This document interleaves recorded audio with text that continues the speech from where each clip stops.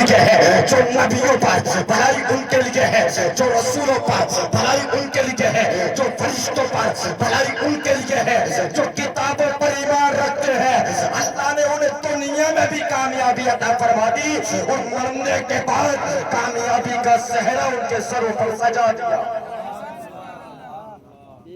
تم کہتے ہو وقت نہیں ملتا، آپ نے سنا ہوگا ایک نام ایسا آتا ہے تاریخ میں، اس بزرگ کا، اس ہستی کا نام آپ پڑھو تو صحیح صحیح آپ کو پتا چلے گا یا کون سی تاریخ اور کون سی تاریخ، کون سے ایسے بزرگ ہیں۔ اللہ کی عزت کی قسم آپ دیکھیں جتنے بھی ہم لوگ ہیں، چاہے وہ مرد ہو چاہے وہ عورت ہو، اللہ کی عزت کی قسم سب امام اعظم ابو حنیفہ رضی اللہ تبارک و تعالی عنہ کی حضرات تقلید کرتے ہیں، یعنی کہ انہیں اپنا پیشوا مانتے ہیں۔ مولانا علی حسن صاحب قبلہ کی توجہ چاہتا ہو، امام اعظم ابو حنیفہ کو اپنا پیشوا مانتے ہیں، اپنا امام مانتے ہیں۔ اور کیسے امام؟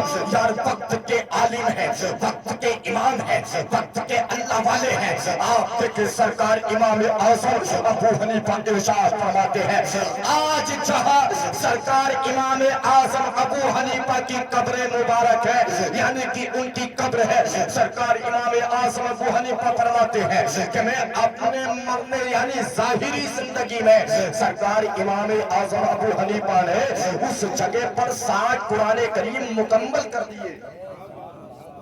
انتقال سے پہلے نا 60 قرآن کریم امام اعظم ابو حنیفہ کی جہاں آج قبر ہے وہاں بیٹھ کر امام اعظم نے پورے کیے 60 قرآن کریم۔ اور امام اعظم ابو حنیفہ کا طریقہ کیا یار، بڑا پیارا طریقہ۔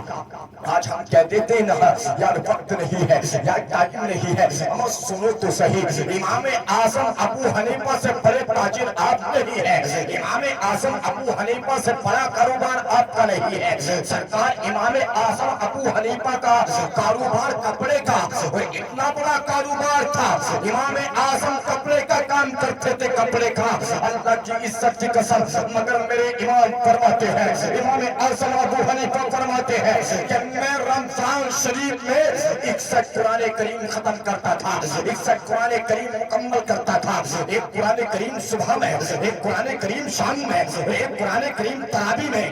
61 قرآن کریم ختم کرنے والا، 61 قرآن کریم کی تلاوت کرنے والا اگر دھرتی پر کوئی ایسا امام ہے تو مجھے بتاؤ، یا کسی بیٹی نے ایسی تلاوت کری ہو تو مجھے بتاؤ۔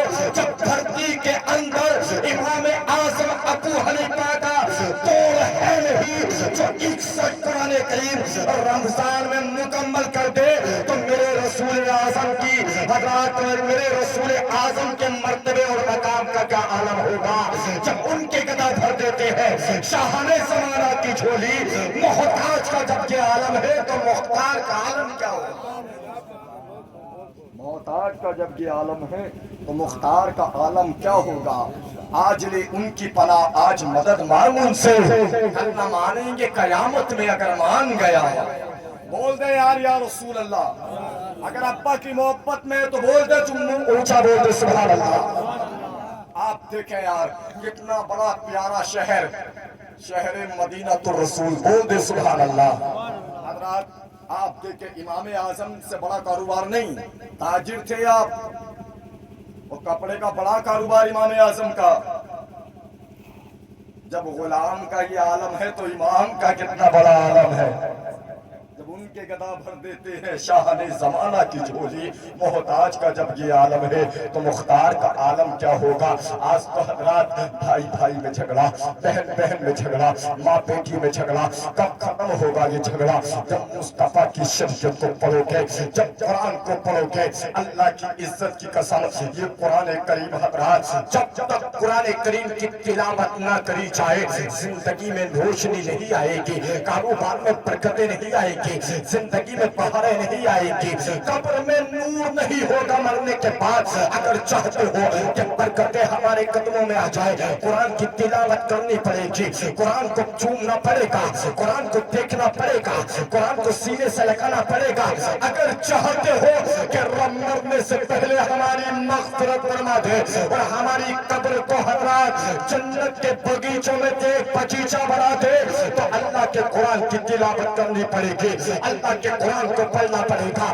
آپ نے نہیں دیکھا ابو بکر صدیق قرآن کے قاری، آپ نے نہیں دیکھا عمر نے کلمہ پڑھا تو قرآن کے قاری بن گئے، آپ نے نہیں دیکھا عثمان ضرور ہے، عثمان رضی اللہ تبارک و تعالیٰ عنہ جو جامع قرآن ہے، قرآن پڑھتے ہیں۔ حضرت علی قرآن کھولے پر چڑھتے تو قرآن پڑھتے، کھولے سے نیچے اٹھتے تو قرآن پڑھتے۔ کیا شان ہے تیرے قرآن تیرے مقام کی، کیا مرتبہ ہے قرآن تیرا کہ تو نے مکے سے سفر کیا، آمنہ کے نام کے اوپر تو آیا، مکے کی دھرتی سے تو نکلا، مدینے کی وادیوں کو تو نے پار کیا۔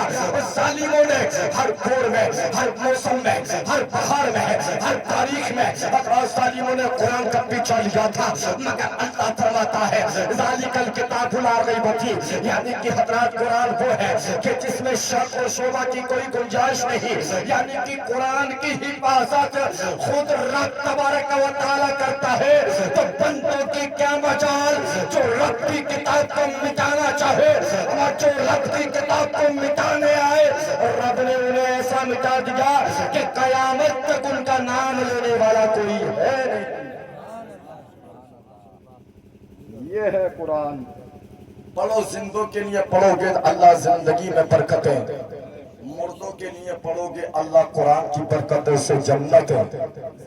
آپ دیکھیں مصطفیٰ جانی رحمت انیس بے کسا جاری یار باصفا آمنہ کے لال حضور تاجدار مدینہ صلی اللہ تعالیٰ علیہ وسلم کی شان دیکھیں۔ آپ حضرات مصطفیٰ صلی اللہ تعالیٰ علیہ وسلم کی سیرت آپ پڑھیں، تب آپ کو پتا چلے گا کہ میرے آقا دنیا میں آئے، آنے کے بعد حضرات مصطفیٰ نے غریبوں کو سینے سے لگایا۔ آج ہم ہیں نا، ہم حضرات لوگوں پر ایٹھ دکھاتے ہیں، کب تک چلنے والی ہے تیری ایٹھ، کب تک حضرات تو اپنا چاہتا میرا وقار اونچا ہو جائے۔ اور یاد رکھ لینا لوگوں کے عیبوں کو چھپانا تو شروع کر دے، اللہ تیرے عیبوں کو بھی چھپا لے گا اور تیرے عزت دار بنا دے گا۔ اگر تو چاہتا ہے نا کہ زمانے میں میری عزت ہو جائے، بستی میں لوگ مجھے پٹھان کہہ کر پکارے، تو حضرات نیچا بن جا۔ اللہ حضرات اٹھنے والوں کو، سر اٹھا کے چلنے والوں کو پسند نہیں فرماتا، جو مصطفیٰ کی محبت میں سر جھکا کر جیے ہے وہ آج بھی زندہ ہے۔ حضرت ابو بکر آج بھی زندہ، عمر آج بھی زندہ، عثمان آج بھی زندہ، فاروق آج بھی زندہ، طلحہ زبیر آج بھی زندہ، حضرت ابو الحسن خرقانی آج بھی زندہ۔ اور ملت کے نوجوانوں آپ دیکھیں مصطفیٰ نے اعلان فرمایا، مصطفیٰ فرماتے بلال جاؤ جاؤ مدینے کی گلیوں میں اعلان فرما دو کہ آج محمد پر جس کا حق ہے وہ حق لے لے۔ آج تو حضرات بھیجیے کا حق کھا کر ہم بیٹھے، پٹھان کا حق کھا کر ہم بیٹھے، بستی والے کا حق کھا کر ہم بیٹھے، پھر ہم کہتے یار ہم سے بڑا اونچا کوئی نہیں۔ وہ یاد رکھ لینا مرنے کے بعد اتنی ٹھکائی ہوگی کہ کوئی عالم بچانے نہیں آئے گا، کوئی امام بچانے نہیں آئے گا، کوئی مفتی بچانے نہیں آئے گا، کوئی گاؤں کا اچھا انسان بچانے نہیں آئے گا۔ اگر قبر کے عذاب سے بچنا ہے تو اپنے آپ کو سر جھکا کر چلنا بالا بنا لے، اور اگر سر اونچا کر کے چلا تو اللہ نے اسے پکڑا۔ ملت کے نوجوانوں تمہارے میرے رسول نے اعلان فرما دیا، آمنہ کے لال تو یوں فرماتے ہیں کہ مزدور کا حق مزدوری اس کے پسینہ سوکھنے سے پہلے دے دی جائے۔ پھر حضرات گرامی یہ تمہارے میرے رسول کی سیرت ہے۔ آمنہ کے لال فرماتے ہیں بلال جاؤ مدینے کی گلیوں میں اعلان کرو کہ جس پر محمد کا حق ہے وہ اپنا حق لے لے۔ آمنہ کے لال کے دیوانوں ادھر حضرت بلال نے اعلان فرمایا، تمام لوگ جمع ہو گئے۔ جمع ہونے کے بعد المختصر پکانے کا مقصد بات کو ختم کرنے کی طرف جا رہا ہو۔ ملت کے نوجوان ہو میری آمنہ کے لال فرماتے ہیں بلال اعلان کرائے۔ حضرت بلال نے عرض کیا حضور ہاں اعلان کر دیا، اللہ کی عزت کی قسم ادھر بلال نے اعلان کیا ہے۔ ادھر حضرات مسجد نبوی کے اندر تمام لوگ جمع ہوئے۔ جیسے ہی جمع ہونا تھا آمنہ کے لال منبر پر تشریف فرما ہے۔ میری آمنہ کے لال نے نماز سے فارغ ہو کر ارشاد فرمایا لوگوں آج محمد حق دینے کی بات کرتا ہے، جس پر بھی محمد کا حق ہے وہ اپنا حق لے لے۔ اللہ کی عزت کی قسم ادھر آمنہ کے لال نے ارشاد فرمایا، ایک صحابی آئے، آنے کے بعد عرض کیا حضور میرا فلاں حق تھا، مصطفیٰ نے اس کا حق ادا کر دیا۔ المختصر بتانے کا مقصد ہے